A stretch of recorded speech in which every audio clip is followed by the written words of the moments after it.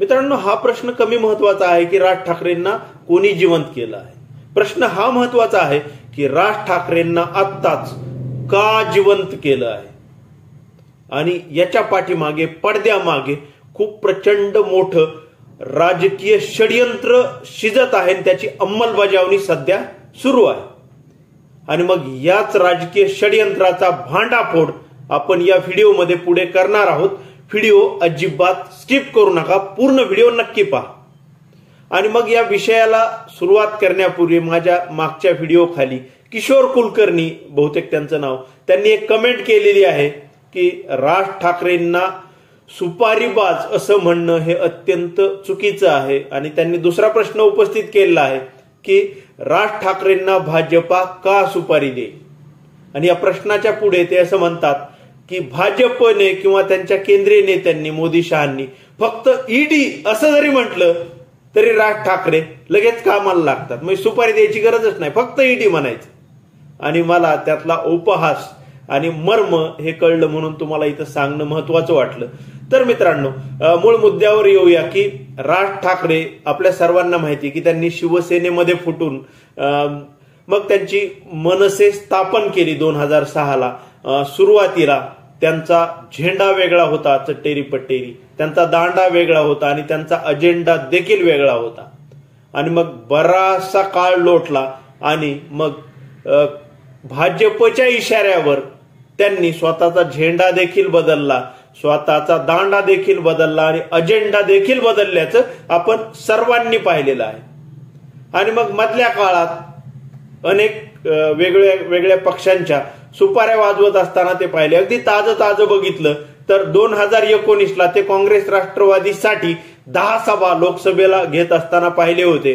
आणि मग त्यानंतर ईडीची नोटीस आली, 9 तास चौकशी झाली आणि मग राज ठाकरे अतिशय शांत बसले. विधानसभेला विशेष 2019ला त्यांची चुणूक दिसली नाही, सभा दिसल्या नाही, उमेदवार हे क्वचितच दिसले किंवा दिसलेच नाही, चर्चेतही नव्हते. मग अशा पद्धतीने राज ठाकरे यांना त्यावेळी युटर्न घ्यावा लागला. आणि मग त्यांच्या अनेक बदललेल्या भूमिकांमुळे, सातत्याने भूमिकेवर ठाम न राहिल्यामुळे राज ठाकरेंना ते युटर्न घेणारे नेते आहेत अशी देखील एक जनसामान्यामध्ये त्यांची प्रतिमा तयार झालेली आहे. आणि मग 19ला काँग्रेस राष्ट्रवादीच्या बाजूने सभा घेणारे आणि मोदींवर लाव रे तो व्हिडिओ म्हणणारे राज ठाकरे 24ला बिनशर्त पाठिंबा मोदी शहांना देऊन मोकळे झाले होते. त्यांच्या विरोधकांनी म्हणत असताना बिनशर्त पाठिंबा असं देखील त्यांचा उपहासात्मक उल्लेख केला होता. आणि आपण त्या सभा देखील घेतल्या त्यांनी, भाजप आणि शिंदे अजित पवारांसाठी. म्हणजे अशा प्रकारे राज ठाकरे सातत्याने भूमिका बदलतात. आणि आता देखील राज ठाकरे यांना जिवंत कोणी केलं हे तितकंसं महत्वाचं नाहीये, तर जिवंत नक्की का केलं हे महत्वाचं आहे. आणि मग याचं रहस्य हे लोकसभा निवडणूक निकालामध्ये दडल्याचं मला तरी दिसून येत आहे. कारण पहा मित्रांनो की मराठवाड्यामध्ये भाजपचा पार खोटा उपटलेला आहे. विदर्भामधून भाजपा ही ज्या काही 10 जागा होत्या त्यामध्ये फक्त 3 जागा या महायुतीकडे आहेत. 7 जागांवर महाविकास आघाडी जिंकलेली आहे. मराठवाड्यात तर एक पण नाही. भाजपला 1 जागा फक्त संभाजीनगरची शिंदे गटाला मिळालेली आहे. उरलेल्या 7 जागा या महाविकास आघाडीला मिळालेल्या आहेत. आणि पश्चिम महाराष्ट्रात देखील झपाट्याने गणित बदलत आहेत. शरद पवार त्यांचे डाव टाकत आहेत. आणि मग अशा परिस्थितीमध्ये मग जे विदर्भात भाजपचं नुकसान होणार आहे, जे मराठवाड्यात भाजपचं नुकसान होणार आहे किंवा जे पश्चिम महाराष्ट्रात भाजपचं नुकसान होणार आहे, ते नुकसान कसं भरून काढायचं याची चिंता भाजपच्या चाणक्य मंडळाला झाली असावी. आणि मग त्यांची जी काही एकत्रित बैठक झाली असावी, त्यामधून हे सर्व राजकीय षडयंत्र शिजलं असावं. आणि मग षडयंत्र नक्की काय आहे, तर मग उरतो उत्तर महाराष्ट्र, उरतो कोकण आणि उरती ती मुंबई. मग जेव्हा उत्तर महाराष्ट्राचा विचार करतो तेव्हा तिकडे देखील महाविकास आघाडीने खूप चांगली सरशी केलेली आहे. नाशिकमधून राजाभाऊ वाजे हे उद्धव ठाकरे यांच्या शिवसेनेचे निवडून आलेले आहेत. भारती पवार दिंडोशी मधून ज्या केंद्रीय मंत्री होत्या त्यांचा दणदणीत पराभव हा शरद पवारांच्या उमेदवारांनी केलेला आहे. आणि मग अशा परिस्थितीत भाजपला उत्तर महाराष्ट्रात देखील पाहिजे तसं यश मिळालेलं नाही. आणि मग यश कुठं मिळालं तर कोकणात मिळालं. कोकणासाठी ते सेफ झाले म्हणून थोड्याशा जागा त्यांना मिळाल्याचं दिसत आहे. कारण कोकणातल्या ज्या 6 कोकण विभागात जागा येतात त्यामध्ये मग रत्नागिरी, सिंधुदुर्ग आणि रायगड या दोन्ही जागा भाजपकडे एक आहे आणि अजित पवार गटाकडे एक आहे. त्यानंतर ठाणे आणि कल्याण या दोन्ही जागा शिंदे गटाकडे आहेत. त्यापैकी भिवंडीची जागा फक्त शरद पवार गटाकडे आहे. पालघरची जागा पुन्हा भाजपकडे आहे. म्हणजे कोकण विभागामध्ये भाजप किंवा महायुती ही सेफ झालेली आहे. तिकडे त्यांच्या जागा वाढू शकतात अशी परिस्थिती आहे. मग मूळ मुद्दा राहतो तो मुंबईचा. आणि मग मुंबईमध्ये नक्की काय घडलेलं आहे तर ज्या 6 जागा आहेत त्या 6 पैकी मग 2 जागा काँग्रेसने लढवल्या होत्या आणि 4 जागा या उद्धव ठाकरे यांनी लढवल्या होत्या. आणि याच निकालामध्ये हे सर्व राजकीय गणित लपलेलं आहे, राजकीय षडयंत्र भाजपने रचलेलं आहे. आणि मग त्यामुळेच याच कारणामुळे राज ठाकरे यांना पुन्हा जिवंत केलं असावं असा माझा ठाम अंदाज आहे. मग नक्की कसं तर पहा, जे 4 जागा उद्धव ठाकरे यांनी लढवल्या त्यापैकी 3 जागा ते दणदणीतपणे जिंकलेले आहेत. आणि 4थी जागा ज्यामध्ये अमोल कीर्तीकर आणि रवींद्र वायकर यांच्यामध्ये लढत झाली होती ती फक्त 48 मतांनी अमोल कीर्तीकर हारलेले आहेत. म्हणजे ती जागा देखील विनिंग पोझिशनलाच म्हणजे तुल्यबळ लढत झालेली आहे.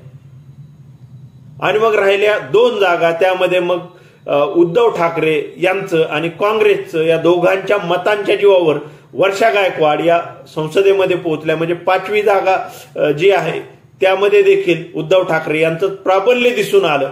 आणि 1 जागा फक्त पियुष गोयलांची ती दुबळा उमेदवार किंवा उशिरा दिलेला उमेदवार किंवा काँग्रेस लढली त्यामुळे भाजपला जिंकता आलेली आहे. म्हणजे मुंबईमध्ये उद्धव ठाकरे यांचं वर्चस्व हे प्रामुख्याने दिसून आलेलं आहे. आणि मग अशा परिस्थितीमध्ये मुंबईमध्ये ना भाजपची चलती झाली, ना शिंदे गटाची चलती होऊ शकते, ना अजित पवार तर तिकडं पत्त्यालाही नाहीये. मग मुंबईमध्ये विधानसभेला उद्धव ठाकरे चांगली कामगिरी करू शकतात अशी परिस्थिती आहे.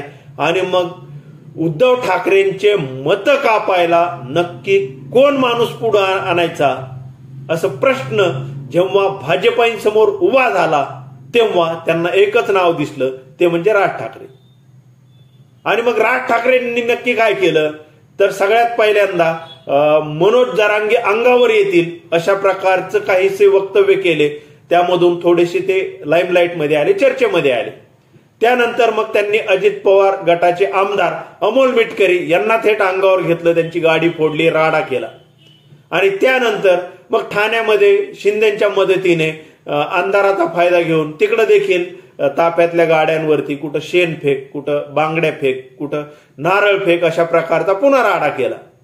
म्हणजे एकंदरीत मागच्या 3 आठवड्यांपासून राज ठाकरे हे सातत्याने चर्चेत आहेत.